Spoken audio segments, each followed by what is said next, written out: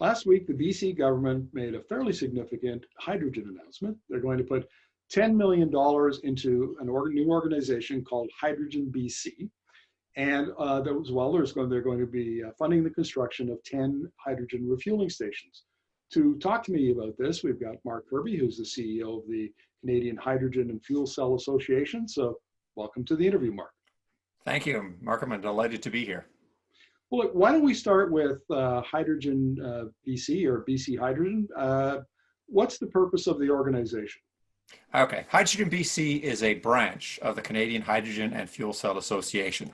So it is a regional association of companies that have an interest in the hydrogen space. So these are companies such as energy companies, auto companies, people in the hydrogen technology business, et cetera, that are interested in seeing what can be done and to helping to spur and support the commercialization of hydrogen fuel cell electric vehicles and hydrogen fueling stations in British Columbia, both light and heavy duty, by the way.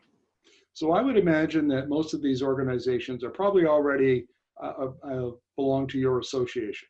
They do. And what this is doing is giving them a mechanism to, or a platform, a venue where they can get together to specifically tackle the issues in BC and the challenges in BC. Kind of this thinking globally, acting locally. We need boots on the ground here to plan, to organize, to develop projects, to get things going. And this gives them that mechanism to do it, to interface with the provincial government, to interface with other interested parties, and to make sure that we're getting the best possible and the fastest possible deployment of hydrogen fuel cell vehicles and hydrogen fueling stations in place in British Columbia. Now, this is important because the government's climate policies are called CleanBC. They're fairly aggressive, and the government has some pretty ambitious emissions reductions targets for 2030, and it sees hydrogen as being an important part of CleanBC. Have I got that correct? That is absolutely correct.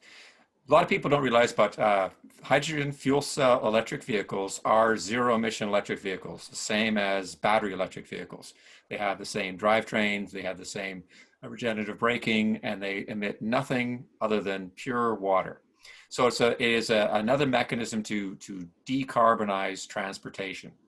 And in particular, if you look at some of our challenging transportation sectors, things like buses or trains or ships or heavy duty trucking, those are very difficult to decarbonize using batteries, but can work very, very well with fuel cell electric vehicles. In addition, for light duty cars, for the cars you and I drive, what fuel cells offer is choice. So it's a way to electrify, go zero carbon, but have a choice in how you fuel your vehicle. You can fill it up quickly using hydrogen, having a choice in the range and the ability to get a longer range out of that equipment. So it gives an additional choice that complements battery electric vehicles. So it's not that we're talking about battery versus fuel cell. These are both complementary. And CleanBC recognizes that. It recognizes that both are pathways to allow us to achieve clean transportation in the province. Now, I've been reporting on electric vehicles probably about 6 or 7 years now, and I've noticed the conversation and the analysis change over that time. And now there's a big emphasis on infrastructure because We're starting to see enough of these EVs coming into the market. Now we need the infrastructure to support them. And it seems like that's where these 10 refueling stations fit in. That's exactly right. We need hydrogen fueling infrastructure in the same ways we need battery charging infrastructure in the province. And it costs money to do that. And we are very appreciative of the BC government and the actions they have taken to support that. Now, be clear, the 10 million is an add-on to money that has already been spent in the province to build 6 stations that are either operating or are about to be commissioned in the province. So this is additional monies added on to what has already been very successful. So what's happening is the 10 million it's not really for the CHFC or Hyrodgen BC. It is for us to help stimulate projects to build hydrogen fueling stations. So what we'll do is we'll combine that money with money from the federal government, with private sector money, and to pull that all together to get as many at least 10, but as many as possible additional hydrogen fueling stations built in the province as we possibly can. And that's where Hyrodgen BC is going to come in, because it takes a lot of coordination and effort. We need to decide how those stations are going to be built, what they're going to look like, what their capacity is going to be, where they're going to be located. And all that takes, is better done in a coordinated effort, bringing together all the stakeholders to make sure we do that in the most efficient possible way. So the British Columbians wind up with as many efficient, safe, and reliable fueling stations as is possible, with the investment of 10 million from the province, leveraged with investment from other sources. Final question, Mark. Are these refueling stations going to be all light duty, or will there be some that are dedicated to medium and heavy duty, trucking, like delivery vans and garbage trucks and so on? That is an excellent question. I'd say the short answer is both. We're going to be primarily focused on getting light duty stations out that are publicly accessible, helping support the sale of fuel cell electric vehicles to fleets and taxis and private individuals across the province. But we also want to start moving forward on getting heavy duty stations underway. We have some projects that are in development right now, and we will certainly try and support those as well. It's difficult to combine the two of them.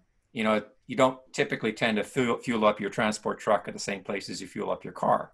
But wherever we can see about synergies between those two projects, in particular in the production of hydrogen, because both of them need clean, low carbon intensity hydrogen.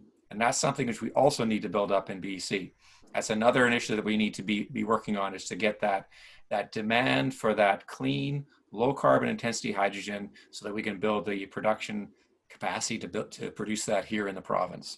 And again, projects underway, too early to talk about them publicly at this stage, but they will be coming, and they will be supplying those fueling stations that are going to be built with this initiative. Mark, thank you very much for this.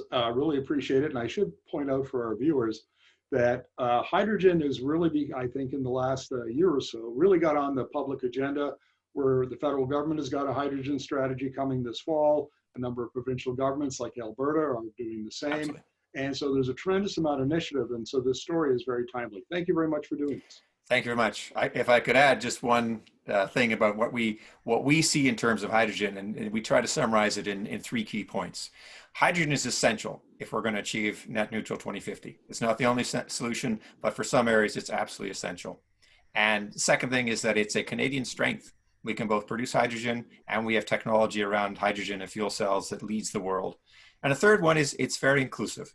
It is a solution that meets the needs of industry, that meets the needs of consumers. So those 3 things, it's essential, it's Canadian, and it's inclusive, mean it makes a lot of sense to support hydrogen deployment in the province and in Canada broadly.